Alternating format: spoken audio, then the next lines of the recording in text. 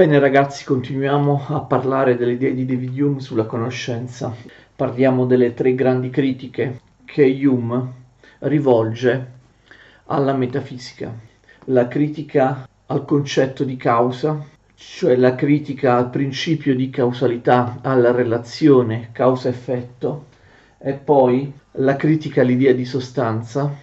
Per Hume le sostanze non esistono, e la critica all'idea dell'io. Pensate, per Hume persino l'io, che è stato il fondamento della metafisica cartesiana, non esiste.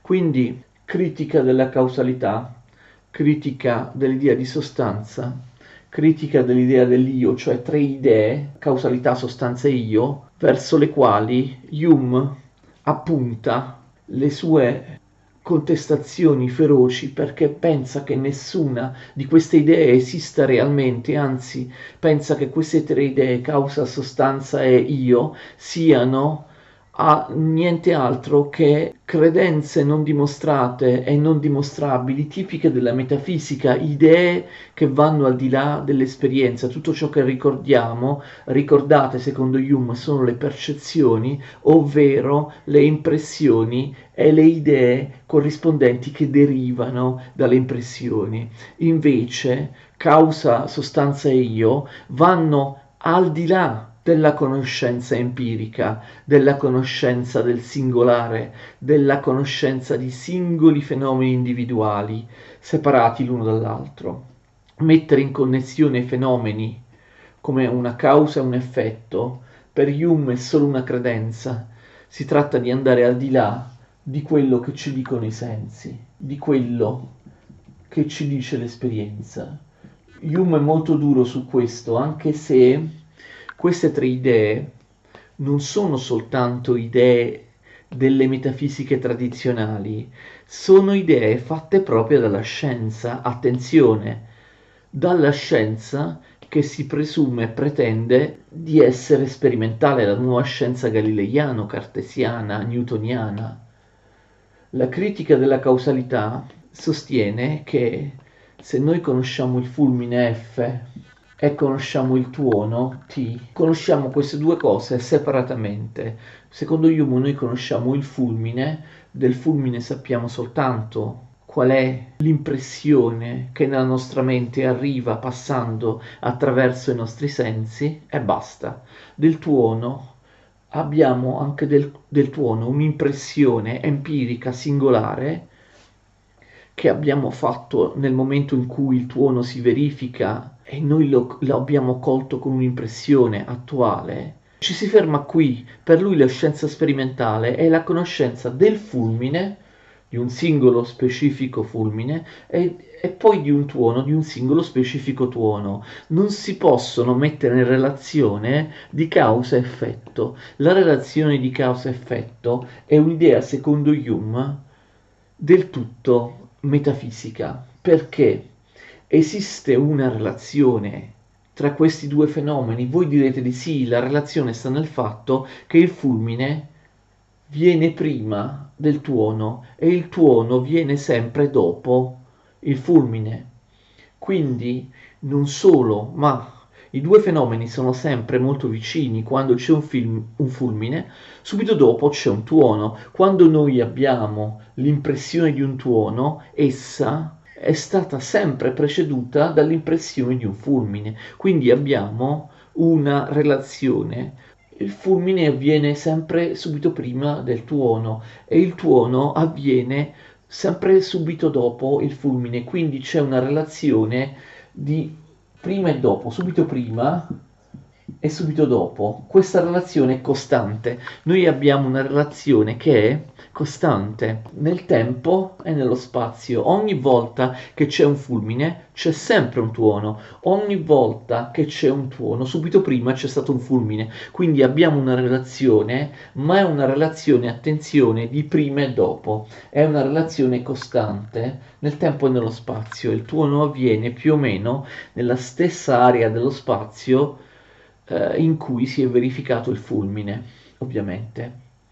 Non avviene a 100 km di distanza. Questa relazione costante è una relazione costante di tipo necessario? Domanda. Sappiamo già come risponde Hume. No, non c'è niente di necessario.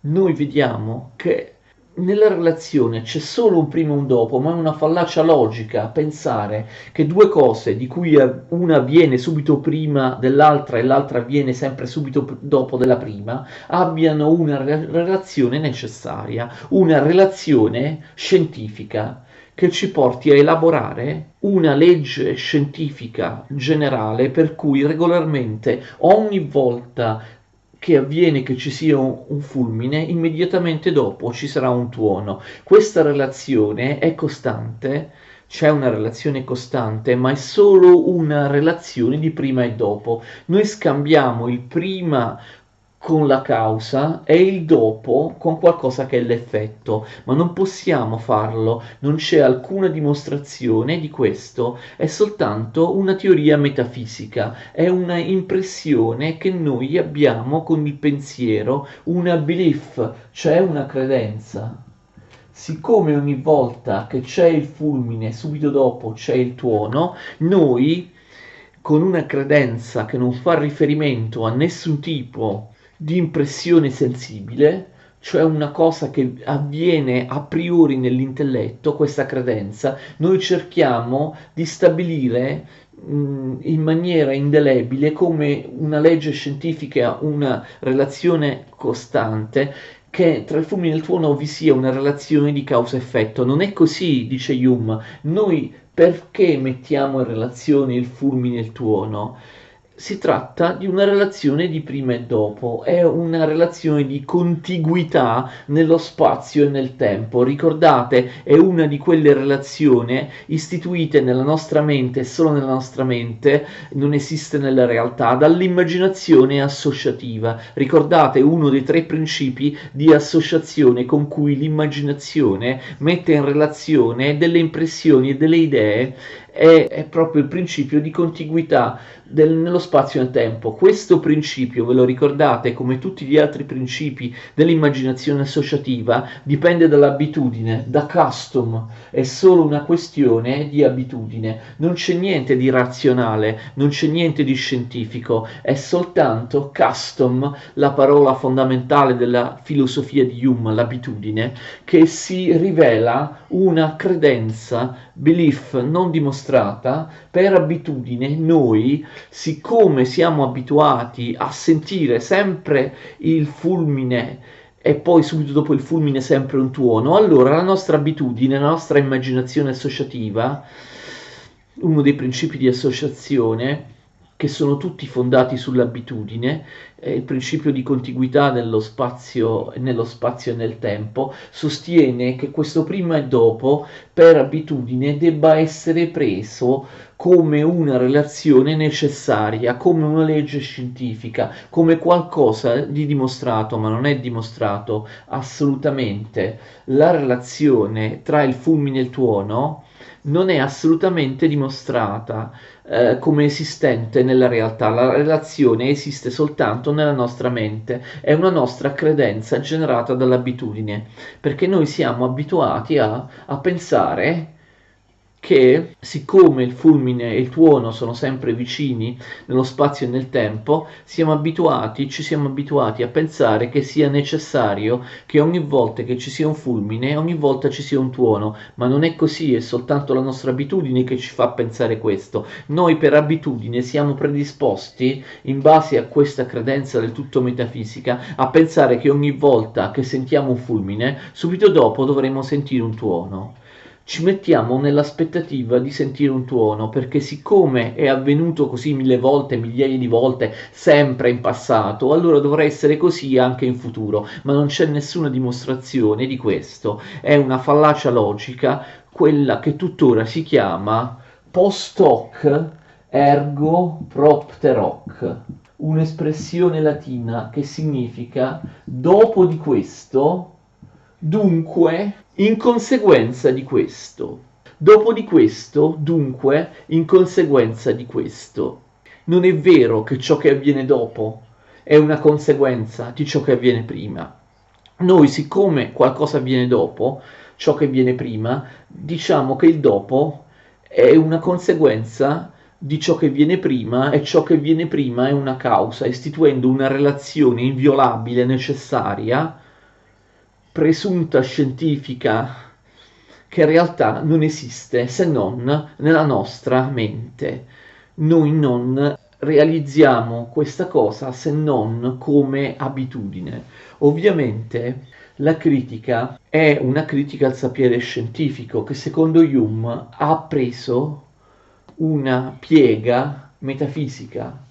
La sicumera, la sicurezza della scienza moderna in realtà, a volte senza che ce ne accorgiamo, senza che gli scienziati se ne accorgano, in realtà le generalizzazioni, le teorie della scienza moderna presumono di essere vere perché derivano dalla presunzione delle metafisiche che hanno preceduto la scienza moderna, quindi la scienza moderna senza rendersene conto replica gli errori e le fallacie delle metafisiche, istituisce una relazione causale senza avere alcuna dimostrazione di questo. Hume gioca molto a questo proposito, come farà il grande filosofo della scienza del XX secolo che abbiamo già citato e che lo riprende, Popper, gioca molto sul futuro, sull'imprevedibilità del futuro, sull'impossibilità di prevedere il futuro. Fa l'esempio, per esempio, di due palle da biliardo, una palla da biliardo X e una palla da biliardo Y. La palla da biliardo X è in movimento, ha un certo tipo di movimento, ha un certo tipo di velocità.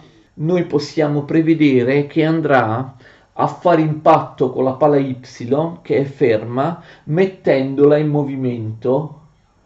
Un abile giocatore di biliardo sa già, facendo muovere la palla X in una certa direzione, con quale angolatura impatterà con la palla Y e più o meno dove andrà a muoversi, con quale direzione e con quale velocità la palla Y che prima era ferma. Chi ci dà la certezza che ogni volta con una certa direzione, con una certa velocità la palla X si muove verso la palla Y, finirà per impattare la palla Y e farla muovere in un certo modo? Semplicemente l'abitudine, perché ogni volta che abbiamo visto la relazione di questi due fenomeni abbiamo visto che la palla X fa una certa cosa e poi la palla Y fa anch'essa una certa cosa, ma questo non può essere valido per sempre. Può succedere in futuro che la palla X vada come al solito contro la palla Y, ma a differenza dei milioni di casi osservati, tutti positivi che abbiamo visto in passato, in questo caso ci sarà un caso negativo, la palla Y non si metta in modo anche se avrebbe dovuto. Non c'è niente, dice Hume, di intrinseco nella palla X che debba necessariamente provocare il movimento nella palla Y. Noi conosciamo due fatti distinti, il movimento della palla X e il successivo movimento della palla Y. Non possiamo metterli in relazione necessaria, è solo la nostra abitudine, la nostra credenza che lo fa. Noi non possiamo dire che siccome l'esperimento è avvenuto così, si è realizzato così nel passato, avverrà allo stesso modo anche nel futuro. Noi abbiamo soltanto una probabilità, ma non abbiamo una certezza. Le generalizzazioni teoriche, le teorie scientifiche sono senza fondamento e senza dimostrazione. In futuro l'esperimento potrebbe non andare come in passato. L'idea, ovviamente, di David Hume è proprio contraria a qualunque tipo di generalizzazione scientifica. La scienza non può generalizzare mettendo insieme dei fenomeni, in quanto causa ed effetto. Noi abbiamo soltanto un antecedente temporale e un conseguente temporale. X viene prima, Y viene dopo. Trasformiamo surrettiziamente, per via di una credenza senza alcuna base scientifica, l'antecedente temporale e il conseguente temporale in un antecedente logico e in un conseguente logico. Il ragionamento ovviamente è l'inverso di quello che fa, ve lo ricordate, sulla causalità Spinoza, che invece crede deterministicamente nella causalità. almeno a livello di conoscenza matematica o razionale. Hume critica in generale la pretesa del sapere scientifico di fondare teorie universali, teorie generalizzanti. Questo non è possibile, sono teorie metafisiche che vanno oltre l'esperienza. Nella natura non si può generalizzare. Tanti esperimenti simili, in situazioni simili, hanno generato conseguenze simili tra loro, ma non è detto che questo avvenga anche in futuro. Non è scritto da nessuna parte, non è dimostrato che determinati casi simili, che avvengono in condizioni simili, anche in futuro produrranno o saranno seguiti da casi osservativi che sono simili tra di loro. Questo non ce lo può dire assolutamente nessuno. È soltanto una credenza, una abitudine, quella della causalità, il rapporto di causa-effetto. Hume considera un postulato non dimostrato e non dimostrabile, una credenza metafisica, il principio galileiano della regolarità della natura. La natura è uniforme, la natura è regolare, le leggi della natura sono inviolabili, diceva Galileo. Le leggi della natura che abbiamo osservato nel passato saranno le stesse anche nel futuro. Il futuro somiglierà al passato. Questo, secondo David Hume, non è dimostrato da niente. Quindi è proprio il principio cardine della scienza moderna, la regolarità, l'invariabilità delle leggi della natura che si ripetono allo stesso modo in casi simili, dando sempre fenomeni simili. Non è detto che si ripeteranno allo stesso modo, che funzioneranno allo stesso modo nel futuro. Il principio fondamentale galileiano della regolarità, dell'inviolabilità delle leggi di natura, proiettato anche nel futuro, non è dimostrato. Che cosa ci dice? In futuro questi casi osservativi si ripeteranno in maniera simile, in maniera identica come sono avvenuti in passato. Questa è la famosa critica alla causalità di David Hume, che ancora è attuale e fa parlare su problemi epistemologici. La critica alla sostanza.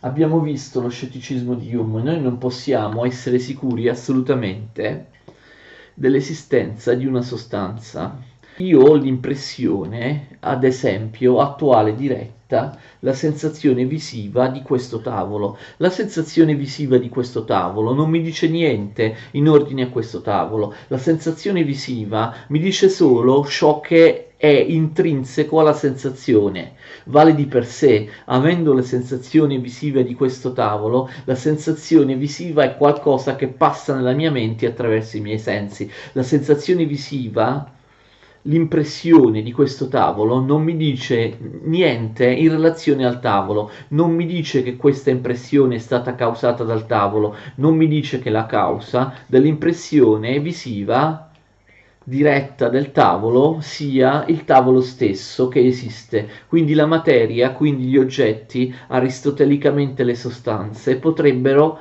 certamente non esistere.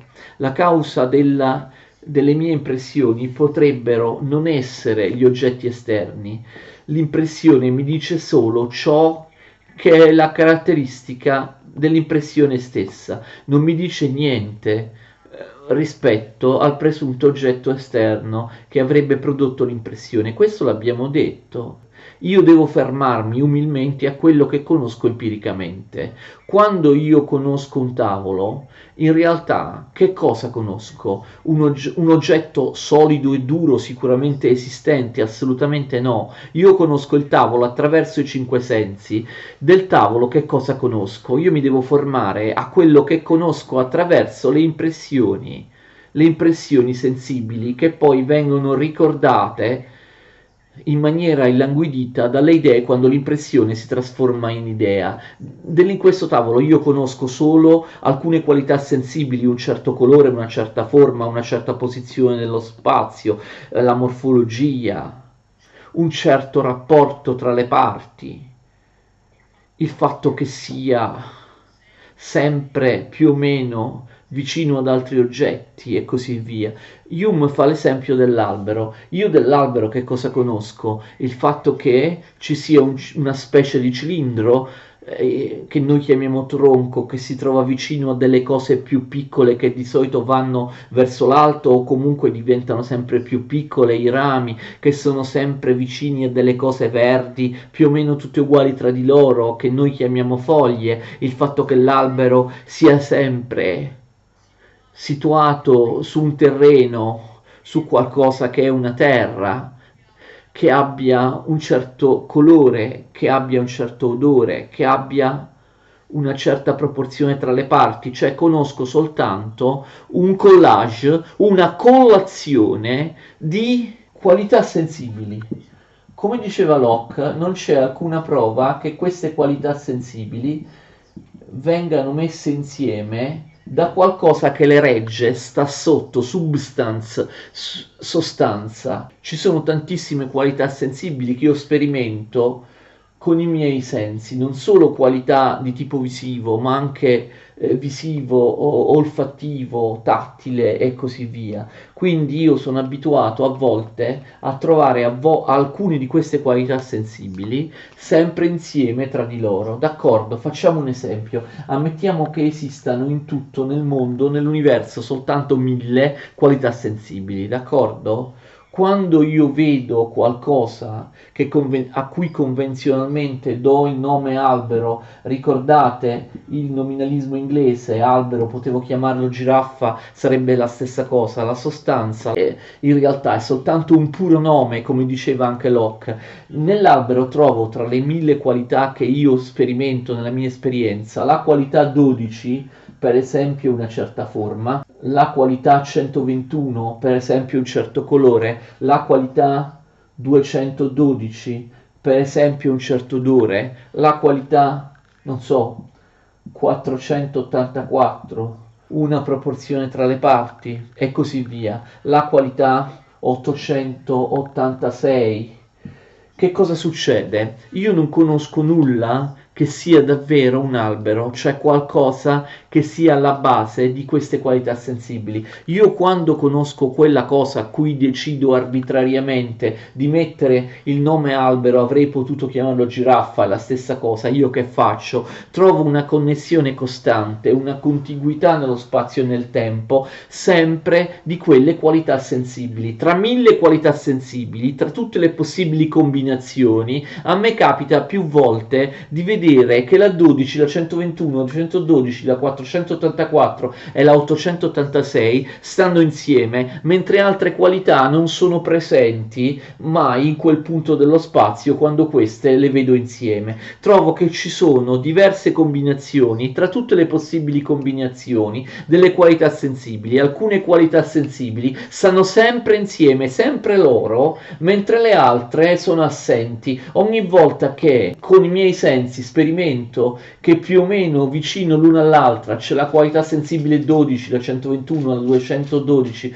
la 484, l'886, io le metto insieme per abitudine e dico quello è un albero, do un nome albero del tutto convenzionale a queste percezioni, a questo insieme di percezioni visive, uditive, olfattive, tattili, eccetera, che si presentano sempre insieme. C'è una combinazione di alcune qualità sensibili che sono sempre quelle, mentre non vi sono mai tutte le altre. In tanti casi io vedo che sono sempre e solo quelle abbinate tra loro, che c'è sempre con questa combinazione di singole qualità sensibili che sono più o meno vicine nello stesso spazio. Ogni volta che le trovo sono abituato a vedere sempre quelle e non altre sempre insieme. La mia abitudine, la mia immaginazione associativa mi fa dire che quella cosa è un albero. Potrei chiamarla anche giraffa, però io, capite, non conosco uno sperimento empiricamente se non una combinazione regolare di qualità sensibili sganciate l'una dall'altra, sono solo vicine nello stesso posto, e allora dico quello è un albero, ma non c'è nessunissima prova dell'esistenza di una sostanza albero che sia Che cos'è la sostanza albero? Non esiste, è un qualcosa che dovrebbe mettere insieme, che sta sotto, substance, un principio ontologico che metta insieme queste qualità sensibili. Non esiste. L'albero è un tronco che sta vicino a delle foglie, che sta sopra un terreno in cui le foglie di solito hanno quel colore, metto insieme tutte queste cose e gli do il nome albero, ma io continuerò sempre a conoscere solo una combinazione di singole qualità sensibili, d'accordo? Non c'è alcuna sostanza. Locke diceva, la sostanza esiste ma noi non la conosciamo. Come fai tu, dice Hume a Locke, a dire che se non la conosci la sostanza esiste? Io ti dico, dice Hume, che la sostanza non esiste. Seppure esistesse, scetticismo di Hume, lo scetticismo di Hume, l'umiltà di Hume, seppure esistesse qualcosa che è sostanza, è qualcosa che va al di là dell'esperienza e io non posso conoscerla perché conosco soltanto i dati dell'esperienza, percezioni e idee che derivano da percezioni. E quindi un insieme di percezioni che sono sempre quelle e non altre, che si trovano sempre insieme, io dico quelle percezioni fanno un qualcosa di comune, ma in realtà sono percezioni staccate l'una dall'altra, soltanto la mia immaginazione dice quando c'è quella combinazione di percezioni di qualità sensibili, allora c'è l'albero. Quindi la sostanza assolutamente non esiste, è una credenza metafisica che a volte poi è diventata anche una credenza scientifica. Io conosco di questo tavolo il fatto che è verde, che ha una base quadrata, che ha quattro gambe all'estremità di questa base quadrata, che vanno da una certa altezza fino al pavimento. Questo conosco, ma il tavolo in sé potrebbe anche non esistere. Io conosco soltanto dei fasci, dei flash di impressioni. Sono tutte vicine tra loro queste impressioni, do a loro il nome tavolo. Quindi questo è un grosso problema perché le sostanze non esistono e comunque se esistono non possiamo dimostrarle come vere, non possiamo neanche dimostrarle come false, non possiamo dire niente, scetticismo, non possiamo andare al di là dell'esperienza, non possiamo costruire teorie metafisiche, non possiamo avere se non una conoscenza probabile dei fatti empirici. Questo ovviamente apre la strada all'idea che gli oggetti materiali non esistano e che questa colazione abitudinaria di percezioni sensibili che io immagino essere un oggetto materiale in realtà siano solo percezioni sensibili che non costituiscono alcun tipo di oggetto materiale, potrebbero anche esistere solo nella mia mente. Questo tavolo davanti a me non esiste e potrebbero essere causate le sue percezioni nella mia mente da non si sa che cosa. Quindi lo scetticismo, proprio in ordine all'esistenza della realtà materiale, le critiche di Hume vanno quindi, attenzione, anche contro il materialismo tipicamente settecentesco, il materialismo affermato quasi come una verità metafisica da un pensatore come Holbach, il più serio, severo pensatore materialistico del Settecento, mentre invece il suo amico Diderot era più oscillante, più probabilistico. Holbach invece era più, non dico dogmatico, ma più sicuro. Le critiche si rivolgono anche ai suoi amici illuministi. Hume divenne amico personale di Holbach. Holbach andò in Inghilterra a trovare David Hume. Holbach era un materialista. Secondo Hume anche il materialismo, attenzione, è una metafisica, cioè anche il materialismo tipicamente settecentesco, anche il materialismo è una credenza, anche il materialismo è una teoria metafisica, non c'è alcuna dimostrazione che la materia esista o che soltanto la materia esista. Si tratta di presupposti indimostrabili. Quindi la critica di Hume va anche verso la scienza, verso il materialismo che è una credenza del tutto simile per lui nella credenza in Dio. La critica di Hume si appunta contro il tentativo meccanicistico e materialistico di conoscere la realtà. La realtà non può essere conosciuta in base a credenze religiose non può essere conosciuta neanche in base all'approccio meccanicistico o materialistico, anche avendo una visione non meccanicistica della materia, ma una visione vitalistica, trasformistica della materia, come Diderot e Holbach avevano. Anche quella è una forma di metafisica. In generale la scienza, secondo Hume, può conoscere soltanto fenomeni individuali particolari. La scienza non può dare un'interpretazione universalistica e generale del mondo, fosse anche un'interpretazione di tipo materialistico. Hume non è un materialista, è uno scettico. Il suo empirismo radicale dice: noi conosciamo soltanto impressioni e idee nella mente. Il suo empirismo radicale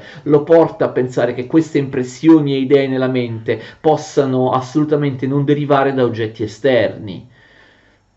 Quindi un empirismo radicale che diventa scetticismo, l'esistenza stessa della realtà, della materia. La stessa cosa vale per l'io, l'ultima idea metafisica che lui critica, che è alla base della metafisica cartesiana. Che cos'è l'io? Anche questo, secondo Hume, è un oggetto di abitudine, custom, credenza, belief, irrazionalismo, sentimento. Non esiste alcuna prova che ci sia un io, che sia un'anima spirituale o materiale, anima nel senso di pensiero, prodotto di facoltà psichiche derivate da un organo materiale quale il cervello o il sistema nervoso, che l'io sia una sostanza spirituale, come diceva Cartesio, o un'escrescenza di organi materiali, come pensava Hobbes. Noi non possiamo assolutamente dire che ci sia un io, che ci sia una coscienza dell'individuo durevole e duratura nel tempo, perché così come nei fenomeni esterni noi conosciamo soltanto impressioni particolari, anche andando verso l'esperienza interna, il senso interno, dentro di noi che cosa conosciamo? Conosciamo impressioni particolari, stati d'animo, sentimenti, un tono muscolare, tante cose che conosciamo del nostro corpo. Conosciamo anche le idee, il fatto che dopo un'idea arriva un'altra idea, ma che alla base di tutto ci sia un principio unificante che dice il mio io è lo stesso di prima, semplicemente perché ricordo qualcosa che io ho fatto prima. Questo io, questo soggetto, secondo Hume assolutamente non esiste. Che cosa conosco di me stesso, della mia interiorità, della mia psiche, del mio pensiero? Conosco, dice Hume, un fascio di fenomeni e di impressioni. Allo stesso modo di quello che conosco quando vado a conoscere empiricamente la realtà esterna. Anche quando conosco la realtà interna, il senso interno, l'esperienza interna, sempre cose di esperienza sono, sempre solo percezioni sono, sempre sono impressioni sensibili, quindi non sono altro. Quello che avviene dentro di me è un pensiero del tutto scollegato, e quindi io sono un fascio di fenomeni, famosa frase di Hume, un fascio di fenomeni e di impressioni. Tutto ciò che avviene dentro di me, dentro il mio corpo, sono singoli staccati tra di loro, fenomeni e impressioni. Io sono un fascio continuo di fenomeni e di impressioni in cui uno stato d'animo, un tono muscolare, un'idea si succedono l'una all'altra, un pensiero succede al precedente. Sono tutte cose staccate che io percepisco dentro di me. La nostra immaginazione associativa, anche in questo caso per abitudine, custom, prende tutti questi fenomeni, impressioni interne, di cui io sono un fascio, e li mette arbitrariamente insieme, come quando io dico esiste l'albero nel momento in cui vedo una percezione, quando ho una percezione di tante qualità sensibili staccate l'una dall'altra, che potrebbero anche non venire da niente, non venire da un albero né da altri oggetti materiali. Perché queste cose devono venire dall'io? Io sento dentro di me una serie di impressioni, di fenomeni, una serie di percezioni staccate l'una dall'altra, del tutto arbitrariamente e metafisicamente, in maniera non dimostrata, la mia abitudine, prende alcuni di questi fenomeni e di impressioni interne e li mette insieme in un presunto io, ma è un'operazione totalmente arbitraria che io faccio. L'io deriva da una credenza dell'intelletto che mette insieme una serie di stati d'animo, di idee, di emozioni interne, dicendo che appartengono a un qualcosa di unitario, un io di cui non esiste alcun tipo di dimostrazione. Ovviamente, criticando anche il concetto di io, Hume sembra davvero abbracciare alla fine uno scetticismo assoluto, uno scetticismo che davvero non ci fa conoscere niente. Dobbiamo fare attenzione perché, certo, forse l'esito dovrebbe essere stato questo, sarà questo in autori successivi, però Hume è un illuminista, è una persona pratica e concreta, lui lo scrive chiaramente, il suo scetticismo non vuole essere uno scetticismo totale, uno scetticismo distruttivo, uno scetticismo nichilistico che spinge l'uomo a non conoscere niente, a non occuparsi di niente, al contrario, lui intende il suo scetticismo come uno scetticismo creativo, uno scetticismo positivo. Hume ci sta dicendo che lo scetticismo è il miglior modo di conoscere adeguatamente, di liberarsi dalle pretese totalizzanti, di conoscere tutto, di conoscere troppe cose, di conoscere in maniera universale, di conoscere in base a abitudini create dall'intelletto che vanno al di là di quello che davvero noi cogliamo con i sensi. Sono tutte conoscenze che non hanno nessun tipo di dimostrazione. Quindi il suo scetticismo non vuole essere qualcosa di distruttivo e di drammatico. Hume non vuole neanche mettere in discussione la scienza moderna. Lui dice che non importa, non è un problema se gli oggetti esistono, se gli oggetti non esistono, perché comunque le percezioni che noi abbiamo, le impressioni che noi abbiamo, che si trasformano in idee, sono comunque valide, cioè noi non abbiamo nessuna dimostrazione che l'esistenza degli oggetti sia vera, però noi comunque facciamo scienza, ci relazioniamo agli oggetti, compreso il nostro corpo, agli oggetti fisici come se fossero veri e la cosa funziona. Le teorie scientifiche, le generalizzazioni, le teorie scientifiche non sono verificabili, non sono necessariamente vere, ma attenzione, non sono necessariamente false. Non vuol dire che nessuna teoria scientifica funziona. Hume tende a considerare le teorie scientifiche non vere ma valide, da un punto di vista euristico funzionano. Tutto ciò che ci dicono i sensi, tutte le impressioni che abbiamo dai sensi sono utili, sono conoscenze probabili, potrebbero essere vere, ma anche se non sono vere, sono conoscenze probabili che ci servono quando c'è da costruire un ponte se lo costruiamo in base alle nozioni che noi abbiamo dalle nostre impressioni, il ponte non cadrà, il ponte verrà costruito a regola d'arte, d'accordo? Quindi non importa quale sia la fonte della nostra conoscenza, se esistano sostanze, se esistano enti materiali, se esista l'io, se esista la relazione di causa-effetto, sono tutte cose assolutamente non dimostrate, ma non è dimostrato neanche il contrario, d'accordo? Sono tutte cose che comunque funzionano, ci basta il contenuto delle nostre impressioni. Che il contenuto delle nostre impressioni derivi da oggetti fisici, oggetti materiali o da altre cose non ci può interessare. Lo so che può sembrare strano, ma Hume intende la sua filosofia come uno scetticismo sano, costruttivo e tollerante. Secondo lui, liberarsi dalla pretesa di conoscere troppo, di conoscere oltre i nostri sensi, è una cosa buona e salutare, ci mostra i nostri limiti, non ci fa cadere nella faziosità, nell'intolleranza. Vedremo quando parleremo della morale che lo scetticismo di Hume produce, secondo lui, anche una tolleranza, una comprensione, una sympathy, la chiama, una comprensione nei confronti degli altri e della loro condizione. Quindi liberarsi della pretesa di conoscere la realtà al di fuori delle percezioni, delle idee della nostra mente, liberarsi da questa pretesa non significa un dramma, è un dramma soltanto per i metafisici o per gli scienziati dogmatici. In realtà noi in questo modo, con questo scetticismo, ci abituiamo a conoscere ciò che davvero possiamo conoscere e possiamo fare.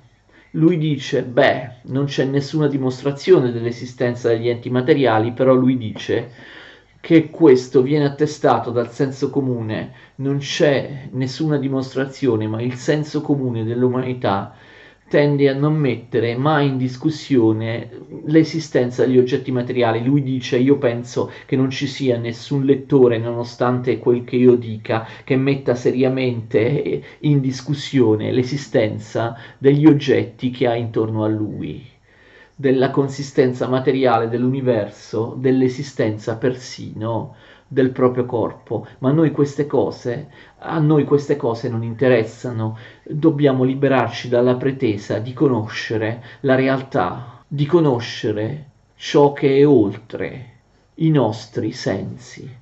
Sarà una cosa salutare per noi, e in ogni caso tutte le teorie scientifiche, pur non essendo dimostrate, sono comunque probabili, sono comunque verosimili e comunque funzionano. Ci servono a fare tutto ciò che ci serve nella vita quotidiana, a costruire ponti al progresso, a curare le malattie, anche se non sono teorie dimostrate, ci servono. Andando oltre questa conoscenza, appunto, umile, puramente empirica, noi avremmo un guadagno per la nostra vita? Secondo Hume, assolutamente no. Che l'oggetto di fronte a me sia la causa dell'impressione sensibile che io ho nella mente di quell'oggetto, oppure che non ne sia la causa, questo tavolo, e l'impressione sensibile di questo tavolo deriva da qualcos'altro, non cambia assolutamente niente. Anche se noi avessimo una qualche cognizione maggiore in questo campo, non possiamo farlo perché sarebbe metafisica, sarebbe andare oltre l'esperienza, per noi non cambierebbe assolutamente niente. Noi ci relazioniamo a questo tavolo in base all'impressione che ci sembra, e le cose funzionano nella maniera migliore. Quindi Hume dice, non serve conoscere di più, non serve pretendere di conoscere ciò che non possiamo assolutamente dimostrare con i nostri sensi, perché quello che i nostri sensi ci dicono, anche se non ci dicono tutto, anche se mettono in dubbio l'esistenza stessa della materia, delle sostanze, quello che l'esperienza ci dice è totalmente sufficiente e bastevole, è tutto ciò che ci serve per conoscere e per agire e per vivere in maniera conveniente. Beh, io adesso finalmente ho terminato. Vedete che Hume è lungo, sembra semplice Hume, ma Hume è lungo. Io, essendo un particolare conoscitore del Settecento, ci tengo a spiegarlo in maniera approfondita, e quindi la sola gnoseologia di Hume ci ha preso ben 6 video lezioni. Dobbiamo ancora parlare di altre cose, ad esempio delle teorie morali di Hume, ma le teorie morali di Hume non ci prenderanno altrettanto tempo di quello che abbiamo dedicato alle teorie sulla conoscenza. Arrivederci, continuate a seguirmi, continuate a studiare Hume insieme a me.